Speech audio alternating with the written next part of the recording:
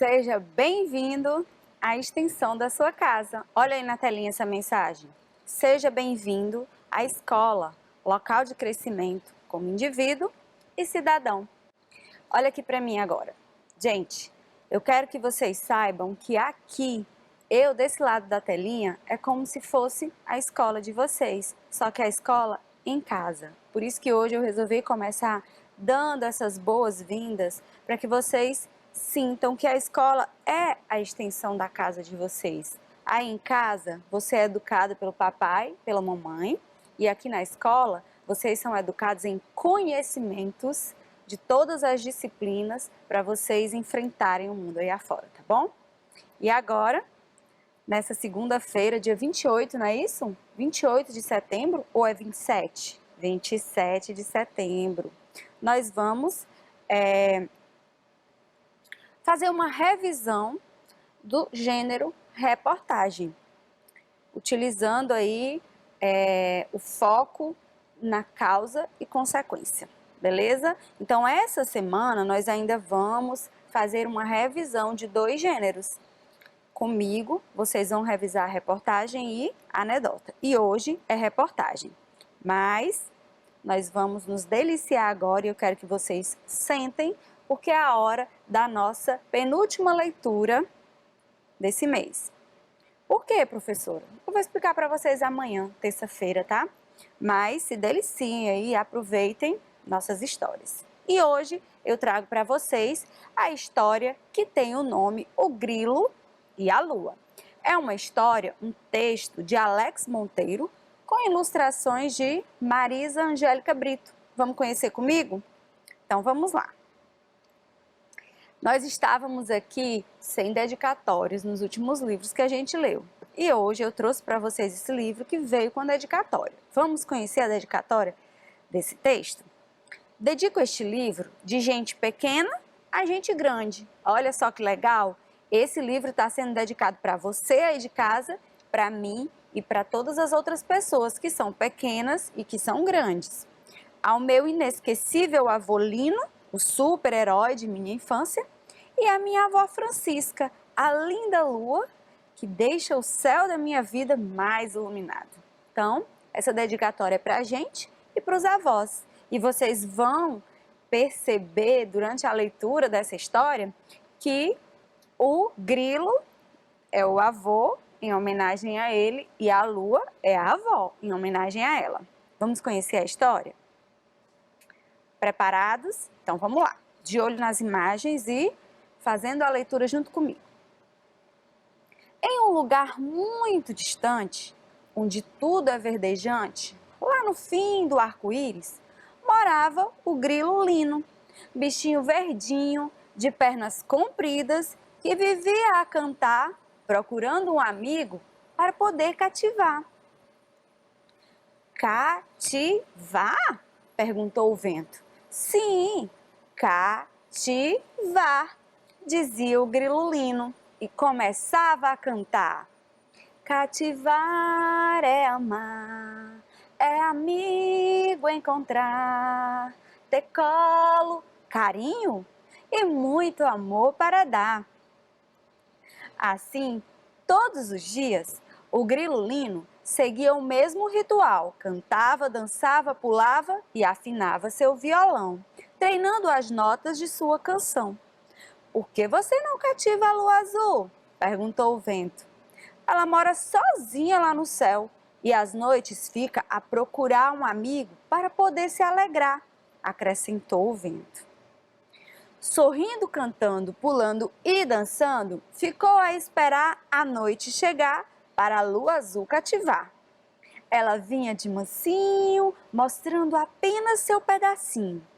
Ele que se arrumava todinho, ficando ainda mais verdinho para a lua cativar e sua canção para ela cantar. Vamos, você aí de casa canta com a gente. Cativar é amar, é amigo encontrar, ter colo, carinho e muito amor para dar. A lua azul, muito alegre, dançava com o vento, enquanto o grilo Lino, sua serenata, ficava a cantar. Depois de muito cantar boa noite, ele dava para a lua azul descansar e a terra iluminar. Certa noite, a lua azul não apareceu e o grinolino sofreu, ficou triste, zangado e desafinado, que até sua canção ele esqueceu. O que aconteceu? Por que a lua azul me esqueceu? Perguntava o grilolino. Não chore, grilolino. A lua mandou dizer que está a se preparar, ficando cheia de amor para lhe dar, disse o vento e partiu em seguida. Então, da janela de sua casinha, o grilolino passou a esperar a lua azul, que havia de voltar, cheinha de amor para lhe dar. E, em uma bela noite, a lua azul apareceu e, cheinha de amor, para o grilo, Lino cantou. Vamos lá? Cativar é amar, é amigo encontrar, ter colo, carinho e muito amor para dar. E assim o grilo Lino de sua serenata lembrou e com a lua azul se alegrou, aprendendo a bonita lição que os bons amigos a gente sempre leva no coração. E eu quero saber se você gostou da nossa história, o grilo e a lua. Você aprendeu alguma coisa? Quem conhece as fases da lua sabe que tem uma fase que ela não aparece, e foi justamente nessa fase que o grilo sentiu falta dela. Mas ele percebeu que não precisa estar todo dia juntinho para ser amigo de verdade, que os amigos têm que estar aqui, ó, no coração. Então, vamos cativar e guardar no coração, beleza? Agora, nós vamos fazer a nossa revisão. Vamos relembrar o nosso gênero em foco, que é o quê? Isso mesmo, reportagem. E alguém aí de casa lembra o que é reportagem? Não acredito. Eu sei que você lembra, então vamos ler junto comigo, bem rapidinho, para a gente não esquecer, tá bom? Reportagem é um gênero textual jornalístico com características próprias, que tem por objetivo que transmitir informações para os receptores, as pessoas que entram em contato com a reportagem, os leitores da reportagem. A reportagem ela é marcada por uma estrutura textual maior e mais detalhada. Por que eu estou falando isso? Vocês lembram? Porque nós temos outro gênero textual jornalístico chamado notícia.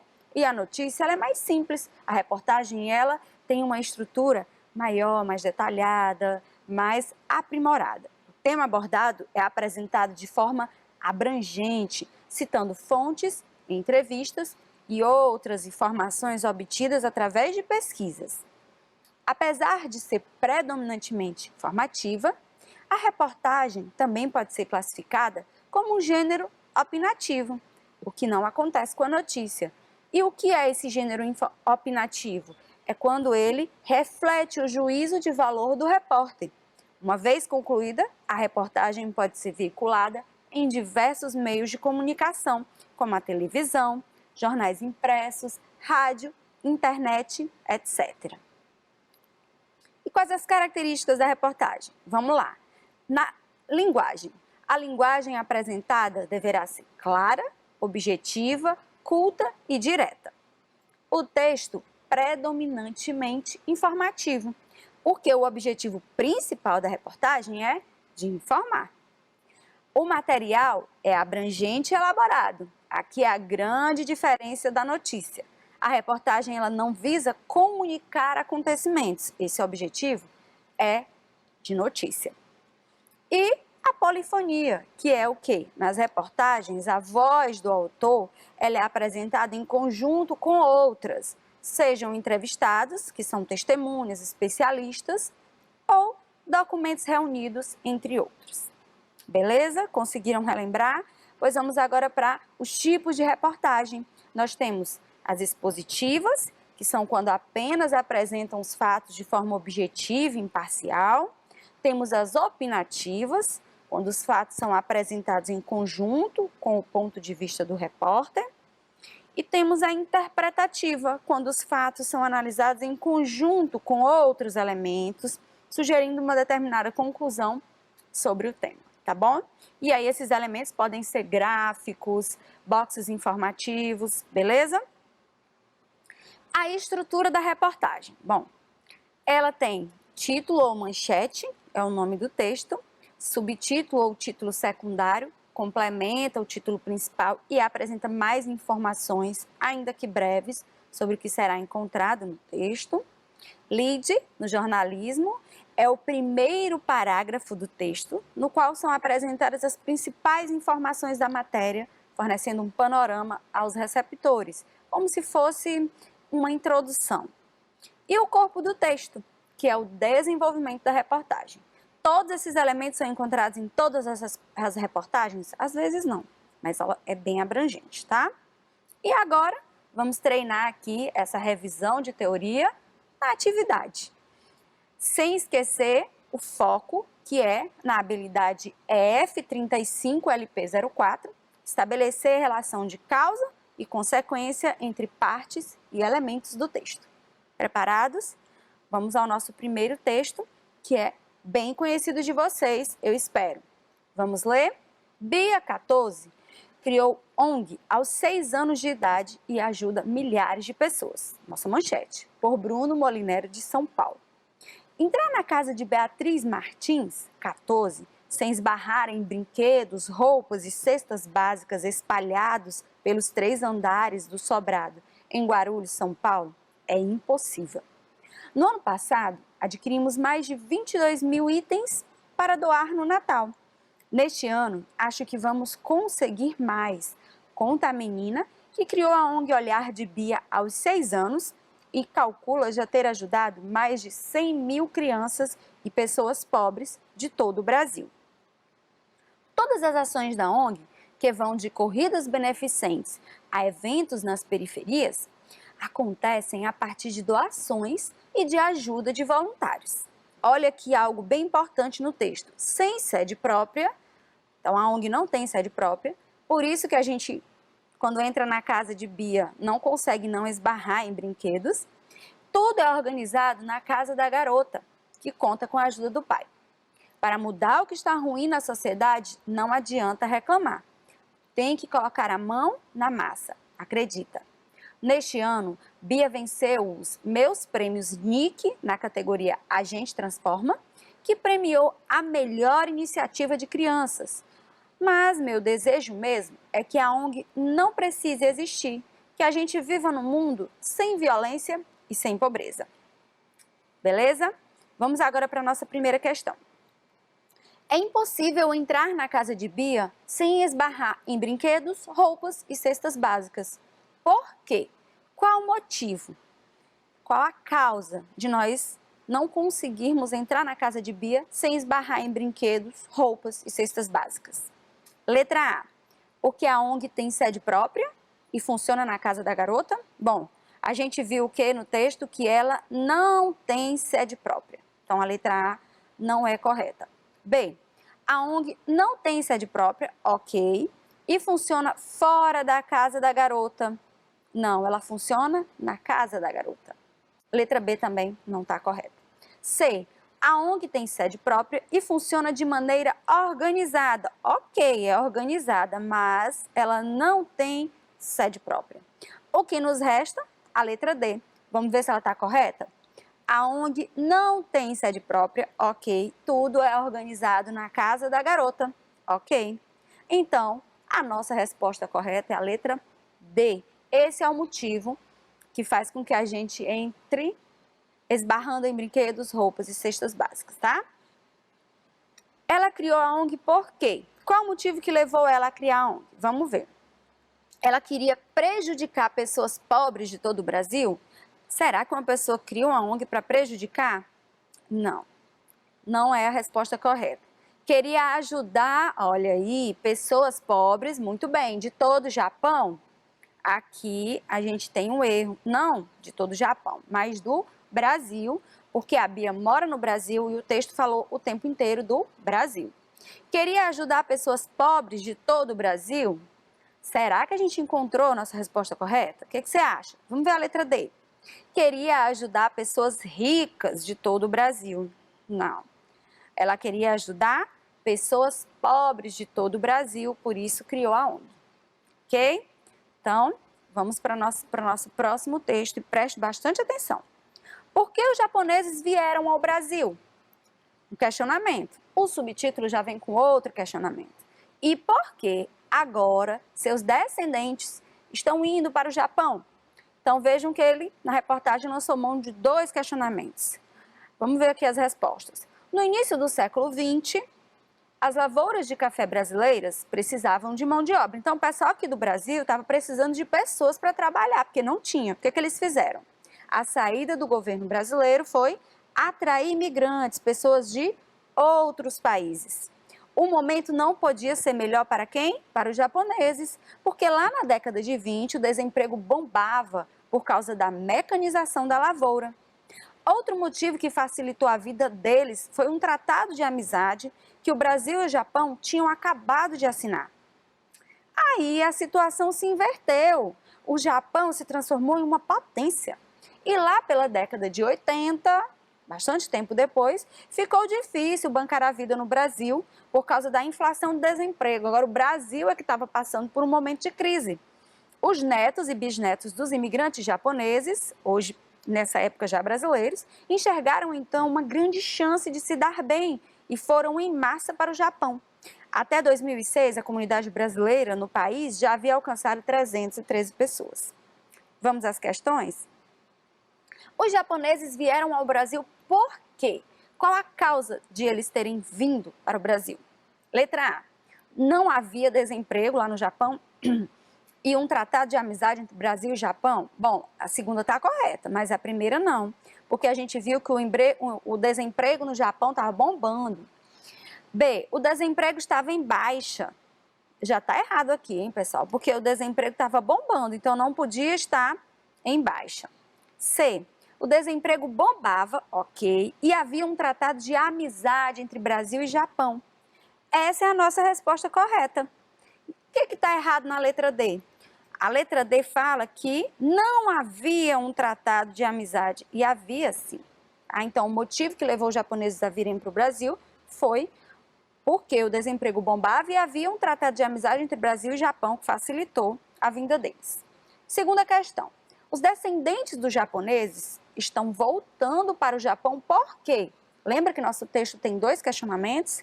Então, lá na década de 80, eles voltaram para o Japão. Por quê? A. Por causa do rompimento do tratado de amizade? Bom, quando a gente lê o texto, nós não falamos que eles romperam a amizade. Então, não está correta a letra A. B. Por causa da inflação e do desemprego? A gente ainda tem 2 letras aí, vamos ver.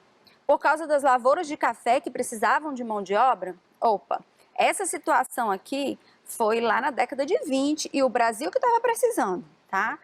Nenhuma das alternativas?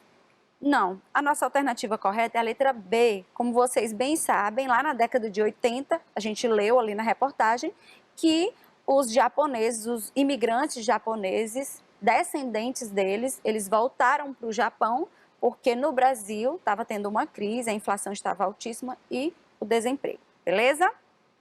O surdo aprende diferente. O surdo não adquire de forma natural a língua falada e a sua aquisição jamais ocorre da mesma forma como acontece com a criança ouvinte.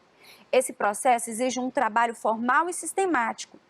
Os surdos, por serem incapazes de ouvir seus pais, correm o risco de ficar seriamente atrasados na compreensão da língua, a menos que providências sejam tomadas. E ser deficiente de linguagem para um ser humano é uma grande lacuna. Segundo Sachs, chega a ser uma calamidade, porque é por meio da língua que nos comunicamos livremente com nossos semelhantes, adquirimos e compartilhamos informações. Se não pudermos fazer isso, ficamos incapacitados e isolados. Pesquisas realizadas em várias cidades do Brasil chegaram à triste conclusão de que o oralismo, ainda utilizado em muitas escolas, não apresenta resultados satisfatórios para o desenvolvimento da linguagem do surdo. Além disso, o oralismo só é capaz de perceber 20% da mensagem, através da leitura labial. O bilinguismo busca respeitar o surdo na questão do processo de aquisição da sua língua natural, tendo como pressuposto básico que o surdo deve adquirir como língua materna e primeira língua a língua dos sinais e como segunda língua a língua oficial de seu país, no nosso caso, a língua portuguesa. Segundo o texto apresentado, o surdo não adquire a linguagem da mesma forma que o ouvinte, correto? O processo exige um trabalho formal e sistematizado. Mas qual a consequência quando não existe esse processo formal e sistematizado? Letra A. O surdo corre o risco de ficar seriamente atrasado na compreensão da língua? B. O surdo não poderá fazer a leitura labial? C. O surdo terá grandes problemas com o bilinguismo e com o oralismo? Ou D. O surdo será incapaz de compreender as mensagens através da leitura labial? Logo na letra A, a gente tem a nossa resposta. Lá no texto dizia que ele corre o risco de ficar seriamente atrasado na compreensão da língua, beleza? Vamos aqui ao nosso último texto de hoje.